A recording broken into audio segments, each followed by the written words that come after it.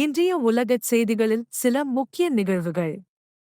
கனடாவில் கார் மோதியதில் 11 பேர் பலி. வான்கூவரில் நடந்த விழாவில் கார் ஒன்று கூட்டத்தினுள் புகுந்ததில் 11 பேர் உயிரிழந்தனர். இந்த சம்பவத்தில் தொடர்புடைய சந்தேக நபர் கைது செய்யப்பட்டுள்ளார்.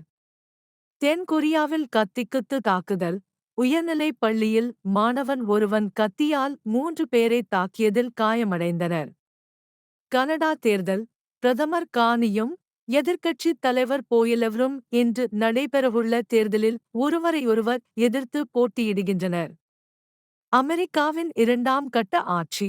டொனால்ட் டிரம்ப் தனது 2வது ஆட்சியில் அரசு நிறுவனங்களின் அதிகாரத்தை குறைத்து, வர்த்தக போர்களைத் தொடங்கி, குடிவரவு கொள்கையில் கடுமையான நடவடிக்கைகளை எடுத்து வருகிறார். லெபனான் மீது இஸ்ரேல் தாக்குதல். பெய்ரூட்டின் தெற்கு புறநகர் பகுதியில் இஸ்ரேல் விமான தாக்குதல் நடத்தியுள்ளது. பிரான்சில் மசூதியில் முஸ்லிம் கொலை. தெற்கு பிரான்சில் உள்ள மசூதியில் முஸ்லிம் ஒருவர் கத்தியால் குத்திக் கொலை செய்யப்பட்டதை அடுத்து, இனவெறி மற்றும் வெறுப்புக்கு இடமில்லை என்று அதிபர் மக்ரோன் தெரிவித்துள்ளார். ஆப்கானிஸ்தானில் இருந்து பாகிஸ்தானுக்குள் நுழைய முயன்ற 54 தீவிரவாதிகள் கொல்லப்பட்டதாக பாகிஸ்தான் இராணுவம் தெரிவித்துள்ளது. சிரியாவின் உலக வங்கி கடனை சவுதி அரேபியா மற்றும் கத்தார் செலுத்தும்.